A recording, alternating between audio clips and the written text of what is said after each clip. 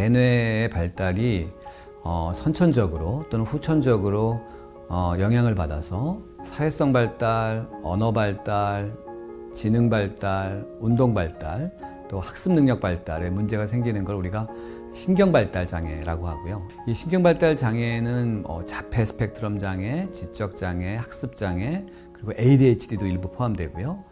그리고 운동 발달 장애와 관련된 틱 장애도 포함되어 있습니다. 오늘은 그 중에서 이 지적 장애, 즉 학습 능력의 발달에 심각한 문제를 경험하는 지적 장애에 대해서 말씀드리겠습니다.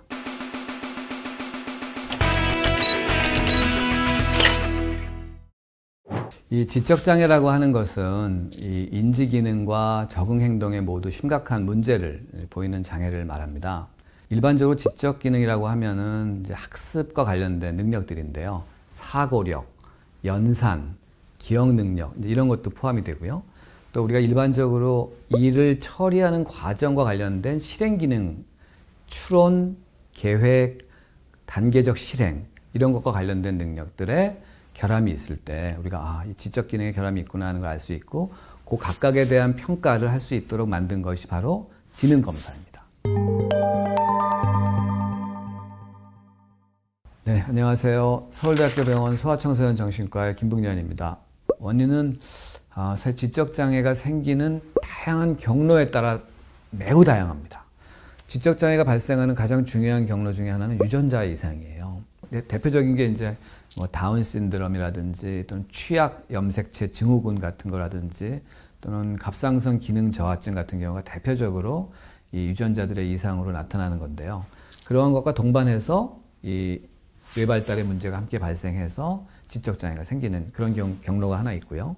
두 번째는 유전자에는 이상이 없는데 어머님이 임신하였을 때 임신기 초기, 중기, 후기 어떤 시기엔 간에 그 아이의 뇌에 손상이 가해지는 경우, 그게 감염 때문에 손상이 생길 수도 있고요. 아이가 태어나는 과정에서 뇌 손상을 받는 경우도 간혹 있고, 태어난 다음에 첫 한 달 사이에 뇌염이나 뇌막염이나 뇌 손상이 발생해서 이게 장기적인 후유증으로 지적장애가 생기는 경우도 있습니다.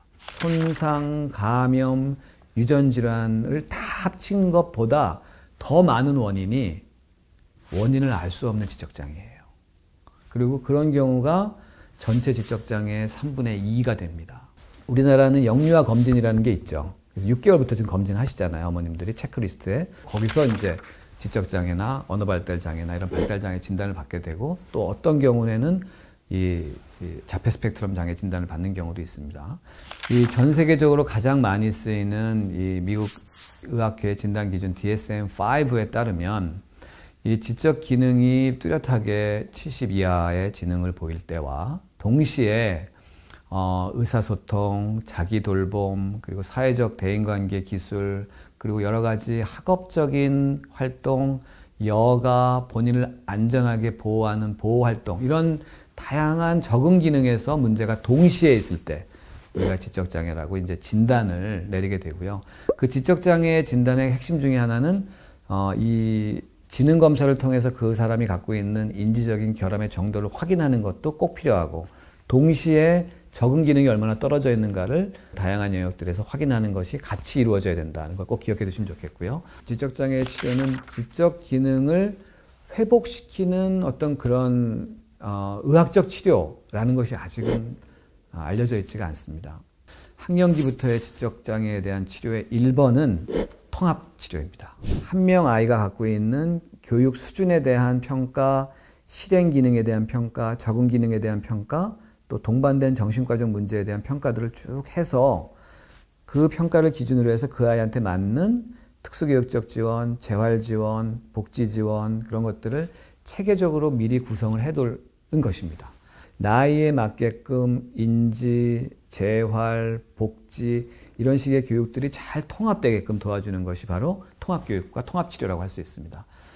그리고 두 번째 중요한 거는요, 공존질환에 대한 치료예요. 확인된 ADHD가 있으면 치료를 해주면 적응능력, 우리 적응행동이라고 하는 그것도 좋아지고, 일부는 인지기능도 회복되는 경우가 있어요. 주의력이 향상되니까 초기학습이 좋아지고, 초기학습이 좋아지니까 언어지능이 향상되고, 언어지능이 향상되니까 전체지능이 좋아지는 거예요.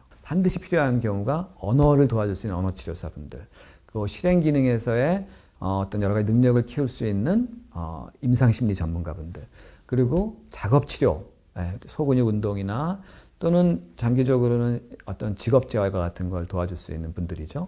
그리고 학교 현장에서의 특정 과목들에 대한 교육적인 훈련을 눈높이를 도와줄 수 있는 특수교사분들, 또 행동치료를 도와주는 특수교사분들, 이런 분들의 역할이 함께 이루어져야지만 훨씬 더 효과적이고 그 아이의 연령과 단계마다 이 연결되는 이 전문가들의 이 필요가 조금씩 다릅니다. 아이들마다의 그런 도움의 강도, 정도, 방향 이런 것들이 다르기 때문에 그걸 함께 잘 평가하는 게 중요하다고 생각을 합니다. 제가 생각할 때 가장 빈도도 많고 그런 변화 가능성도 높은데 도움을 많이 못 받는 경우가 경계선 지능과 경도지적장애라고 생각합니다. 100명 중에 거의 20명 가까이 돼요. 이 친구들이 학년기를 진행하는 동안에 학교 폭력에 희생되는 경우도 참 많고요. 성인이 돼서는 노동 착취 같은 걸 당할 위험성이 큰 분들이 많습니다. 경계선 지능하고 경도장애 아이들은 일반 학교도 다니고 또 나중에 사회적 편입도 할 수 있고 직장도 다닐 수 있는 그런 능력을 꽤 갖추신 상태로 생활하시기 때문에 그런 가능성과 위험성을 같이 갖고 있는 경우가 참 많습니다. 그래서 저는 그 경계선 지능을 가진 분들을 어떻게 하면 사회적으로 공헌할 수 있게 도와줄 수 있을까?